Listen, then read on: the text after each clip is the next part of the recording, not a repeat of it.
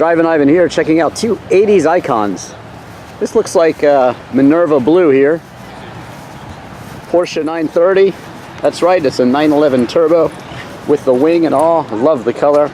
Like I said, I think it's Minerva Blue. Always love that color. You gotta love the license plate though.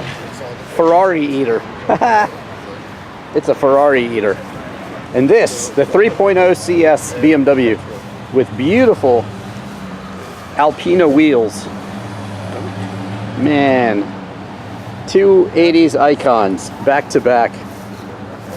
Wow, this thing is gorgeous.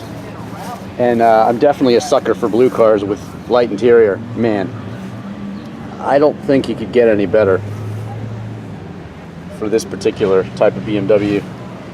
And in this color, in this trim, man, just love it. You can see that even the BMW sports seat design continues, and it's similar to this one. Momo steering wheel. Wow, everything done right on this thing. What a beauty. And there you have it. Don't forget to check out all my other car videos. Chris Isaac's Wicked Game literal video, music videos, disc golf videos, and documentaries. I'm Drivin Ivan.